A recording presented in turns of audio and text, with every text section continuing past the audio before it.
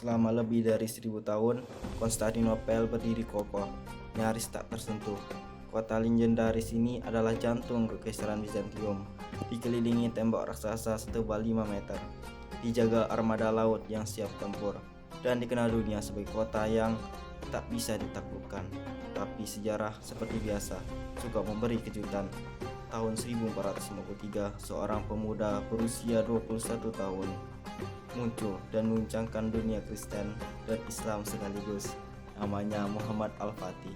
Ia bukan sekedar penakluk, ia adalah bukti hidup bahwa mimpi besar, keyakinan yang teguh, dan ilmu yang tajam bisa mengubah jalannya sejarah. Penaklukan Konstantinopel bukan cuma soal wilayah. Ini adalah akhir dari era Bizantium dan awal dari kejayaan Kekhalifahan Utsmani. Tapi bagaimana bisa seorang anak muda menjatuhkan kota yang selama berabad-abad disebut tak terkalahkan? Apa rahasia strategi Al-Fatih dan bagaimana dampaknya terasa hingga hari ini?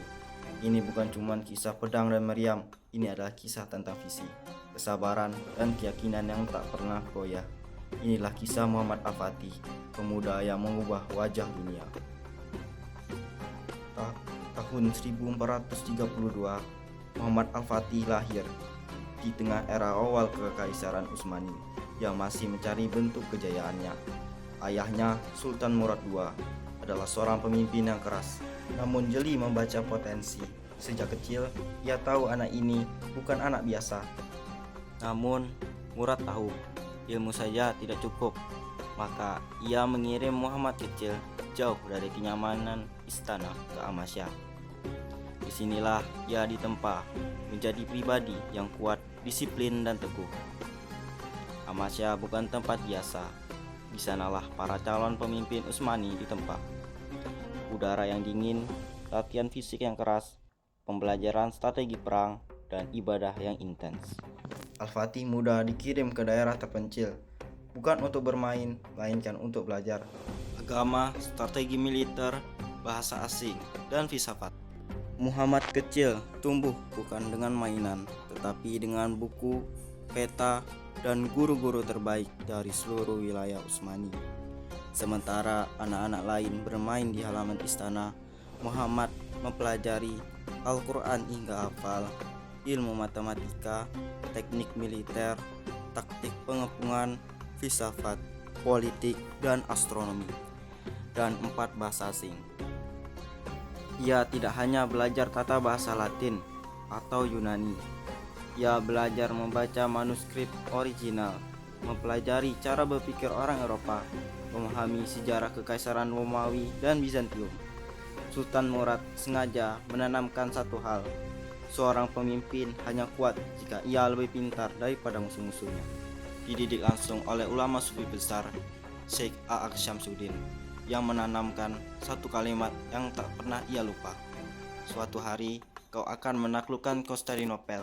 Kaulah pemimpin yang dijanjikan Nabi Muhammad. Bagi Al-Fatih, itu bukan sekedar nasihat, itu adalah panggilan hidupnya.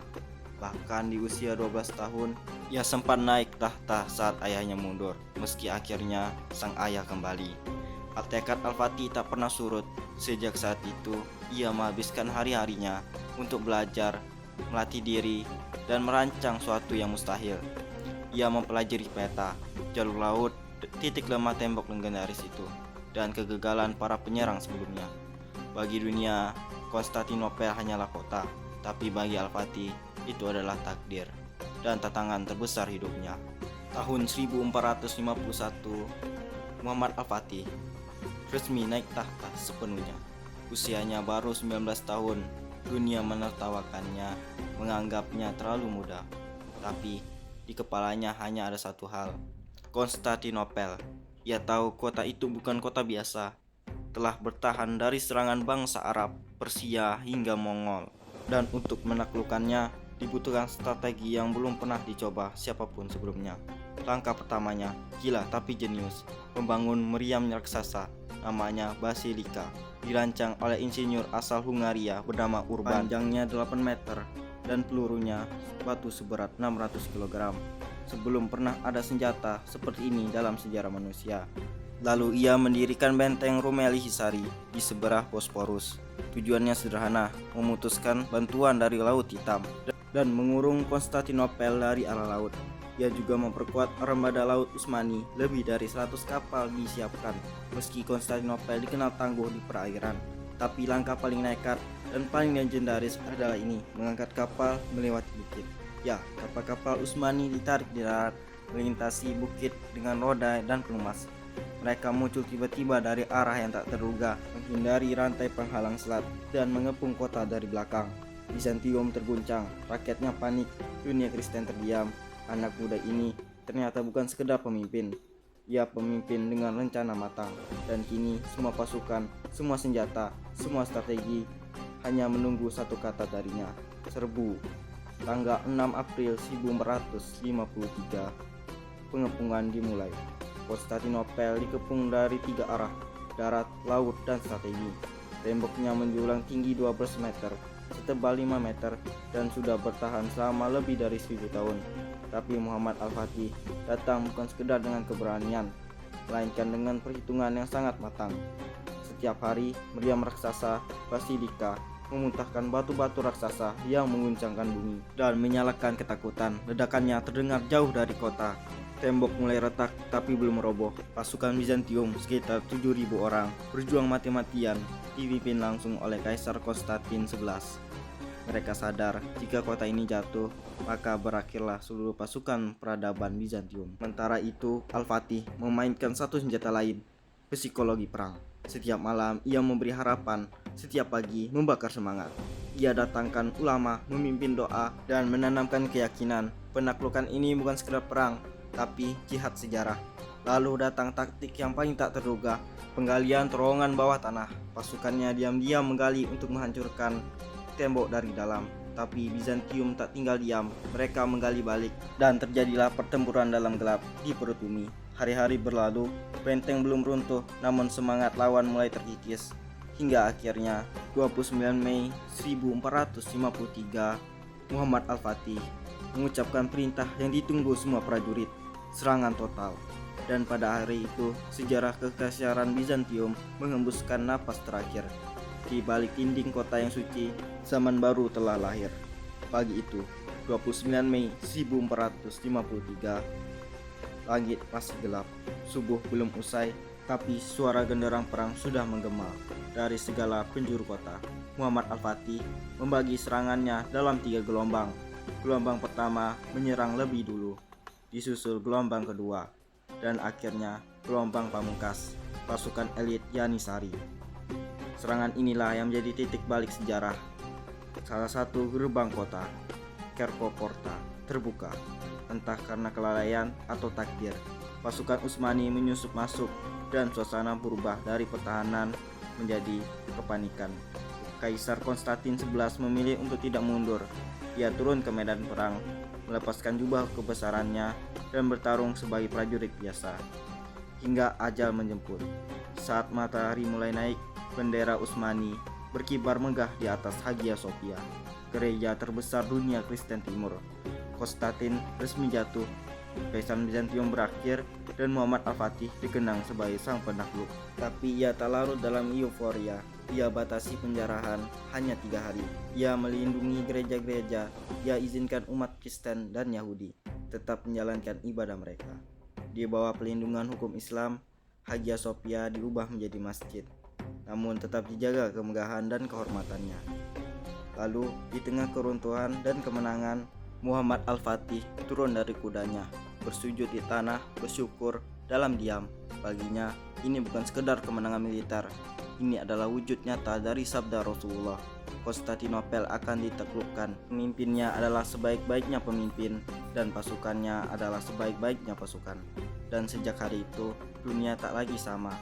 Setelah Konstantinopel jatuh, Muhammad Al-Fatih tidak tenggelam dalam euforia. Ia tak sekedar duduk di atas tahta.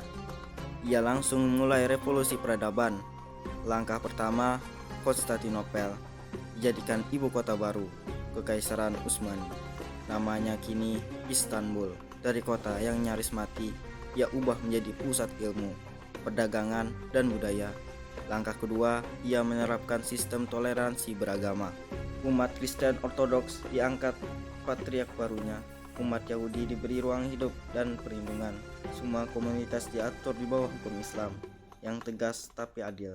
Langkah ketiga, ia bangun infrastruktur peradaban, madrasah, masjid, rumah sakit, bahkan sistem administrasi modern. Istanbul tumbuh jadi jantung baru dunia Islam, maju, terbuka, dan multikultural. Al-Fatih juga dikenal sebagai ahli hukum yang cerdas. Ia mampu menyatukan hukum syariah dan sistem pemerintahan tanpa saling bertabrakan. Dengan sistem milad, setiap komunitas agama diberi otonomi menjalankan urusannya sendiri. Semua ini dilakukan oleh seorang pemuda berusia 21 tahun. Dan disinilah letak kejeniusannya. Menang perang memanglah hebat, tapi membangun perdamaian yang langgeng itu jauh lebih luar biasa. Tahun 1481, Muhammad Al-Fatih wafat di tengah perjalanan militer menuju Italia. Usianya baru 49 tahun. Penyebab kematiannya masih menjadi misteri. Ada yang menyebutnya sakit, ada juga yang percaya ia diracun oleh orang dalam istananya sendiri. Tapi apapun penyebabnya, kematiannya tak pernah menghapus jejak besarnya. Ia dikenang sebagai pemimpin yang visioner, strategis, religius, dan tahu persis bahwa kemenangan sejati bukan hanya di medan perang, tapi juga dalam cara memimpin.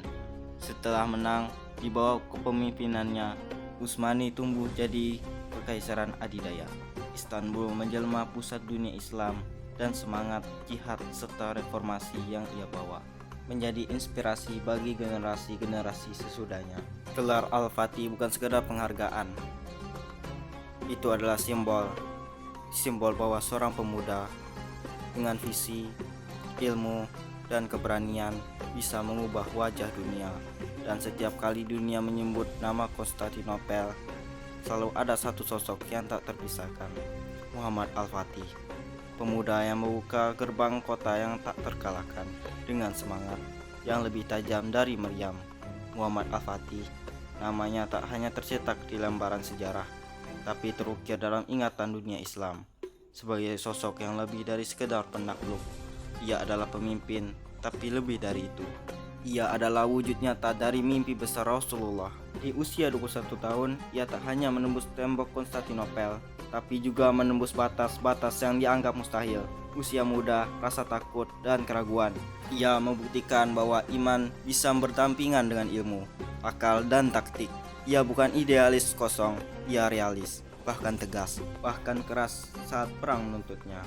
Tapi ketika kemenangan datang, ia memilih membangun, bukan membalas dendam.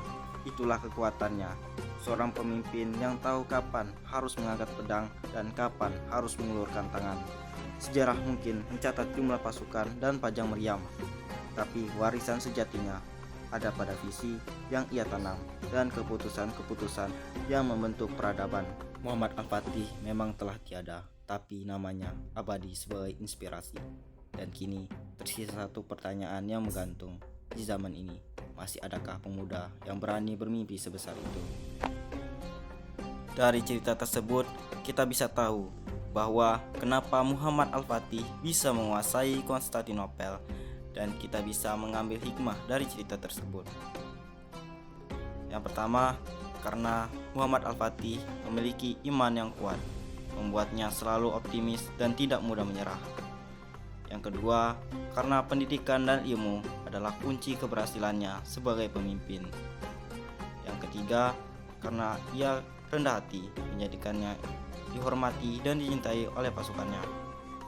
Yang keempat, karena perencanaan dan strategi matang membawa kemenangan besar. Yang kelima, tekad pantang menyerah menghadapi hambatan seberat apapun.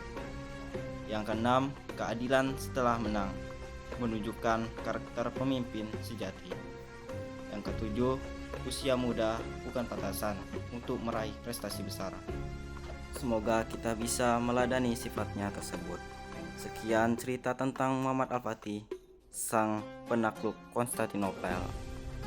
Assalamualaikum warahmatullahi wabarakatuh.